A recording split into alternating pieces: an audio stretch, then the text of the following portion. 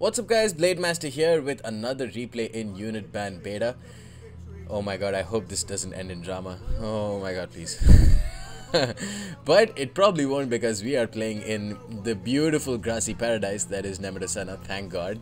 Honestly, thank god. This is a first game between Evilbookie from the TWR clan and Grey Wolf from the Bear clan. I played against Evilbookie a couple of times. He's a pretty good player, pretty strong player.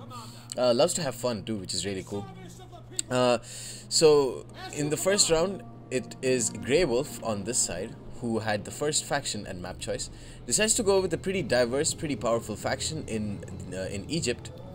And on the other hand, Evilbookie has gone ahead and picked another equally as diverse faction in Macedon.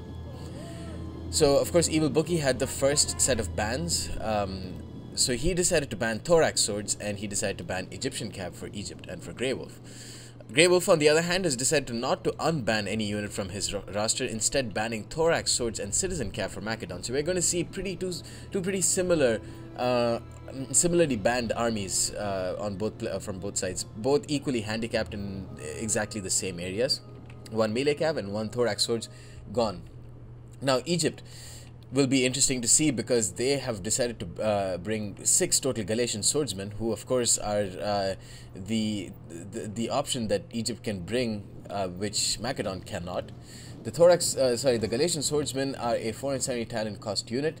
He has popped some experience upgrades on some of them, making them infinitely more expensive. I believe some of them should be around 500 now. Oh no, sorry, not 500, 550 to 600 now. But that being said, they have very good melee stats. The problem with the Galatian swordsmen that I find is that, in my experience, armor in Total War Rome 2 in melee plays a huge role. Not only in melee, even against missiles, of course. But the problem is that these guys are severely lacking on that front. They have only 50 health, 35 armor, so not a very sturdy unit. They do have decent melee attack once you upgrade them. 40 melee attack with that 40 weapon damage and 28 charge bonus means they will do a fair bit of damage on the charge, but just would not be able to withstand as a main line, which is going to be a problem for Egypt, especially since he's dropped some experience upgrades. He's actually spent a fair bit of money on the Galatian swordsmen, so he's expecting them to win him this game, which I don't think will be possible. So instead of bringing Citizen Cav, he's also brought 2 Tarantine Cav, and he's brought 2 regular Citizen Cav instead of the usual 4. He's also brought a total of 4 Thorax spears. The Thorax spears could help out against a Macedonian build that would consist of mainly Thracian warriors or something. Thorax spears here firing into the Tarantine Cav, not good for Grey Wolf at all. Tarantine Cav have a fair bit of armor, but you know, they're not. No one's going to like getting shot in the face by javelins. One mercenary Cretan archer not being used effectively. They're a fair bit away from the main line. The second Cretan archer here, and Carrion Axeman? No, Royal Thorax Swordsman General here. Meanwhile, for Evilbookie, we see 1 mercenary Rhodian slinger and 3 regular slingers, and a main line of 6 hoplites, who are looked to be bracing against. Whoa, no, we don't. We are first going to make sure that I get a decent screenshot so that I can get a proper thumbnail. Need good thumbnails for good views, need good views for more money. I don't make any money from this shit, unfortunately. Okay, let's put this here, and then let's get ready.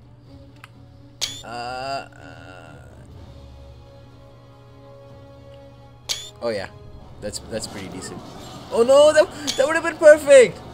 No. So the Galatian swordsmen, since the Hoplite is braced for this, they're going to take a shit ton of damage on the charge. At least from most of them. And honestly, now that they've been popped into Hoplite Phalanx, the Galatian swordsmen need to pull back and then get a second charge in. Otherwise, I still don't think they'll be able to win this game out.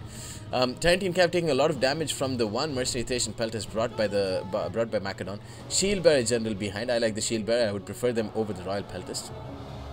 Galatian swordsmen taking a lot of damage now. The Hoplite is going to make their presence felt, but the Thorax spears probably are doing more damage to the Galatian swordsmen through their friendly fire. Thorax spears should, since he's got so much advantage in terms of melee infantry, he should be moving these guys around like this and then firing into the sides, and these guys can afford to do that because there's hardly any maneuverability. The Macedonian Thessalian Cavalry, which are a very good unit, especially against Citizen Cav, are all the way behind, and they're going to be able to destroy the Cretan archers here. the Thorax spears over here should not be used in javelin mode. They should simply go ahead and charge into the Thessalian cav and thus destroy them there, and tie them down more specifically. Thorax spears getting targeted by slingers and Rhodian slingers. They're going to take a fair bit of damage eventually, but their Thorax shield, which gives them 40 missile block chance, should enable them to do okay for a little bit. But the problem here is the Galatian swordsmen, they are actually winning out against the Hoplites here. But what about here? They're losing. Here the combat is even somehow. Here combat even. This Galatian swordsman is gone. The other Galatian swordsman is also gone. Mercenary Thracian Peltas probably did a lot of damage over there. So yeah, the main line is crumbling. That's the problem with Galatian swordsmen, and that's why I don't think that Grey Wolf has really got this game in the bag.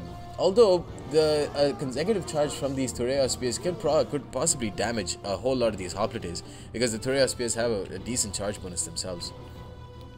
So here Thorax spears going to charge into Mercenary Thracian Peltas, who themselves have done pretty decently, and honestly getting a fair bit of kills against these Thorax spears. But there's no way that the Grey Wolf can win this, unfortunately, because he left his Cretan archers far away and didn't have the correct protection for them. Now the Tarentine cav are going to run away from the Thessalians, but that means the Cretan archers, the very expensive 600 talent Cretan archers, are going to face the brunt of this Thessalian cav charge, and thus these guys are going to get a shit ton of kills. Besides, there is also a shield bearer general here for Evilbookie, who's just chilling back there, ready to charge in if the Galatian swordsmen do pierce a hole through that Hoplite line. But except for one engagement, the Hoplites have basically done fine. So it looks like Evilbookie is going to be able to take this first game fairly decisively against a pretty powerful faction in the Egyptians. I really rate the Egyptians, but against the Macedonians themselves are a pretty decent unit too. Sorry, a decent faction. Come on, get that charge so that I can get that. What? Ah, god damn it. I was gonna get a second screenshot. Why you do this? Rome 2, why you do this? Royal Thorax swordsman, full strength, gonna take rear shots from slingers and Rhodian slingers, taking a fair bit of damage from these guys. Ooh, wow. Rhodian slingers 61, 32, 60. Oh, two Rhodian slingers? No, one slinger here with 35, one Rhodian with 61, 34, and a slinger with 17. Here, this Hoplite is going to charge into the Royal Thorax swordsman. Royal Thorax swordsman braced. Royal Thorax swordsman, not a good unit to be quite honest. Pretty shit. Most of the Hellenic elite tier units are not good.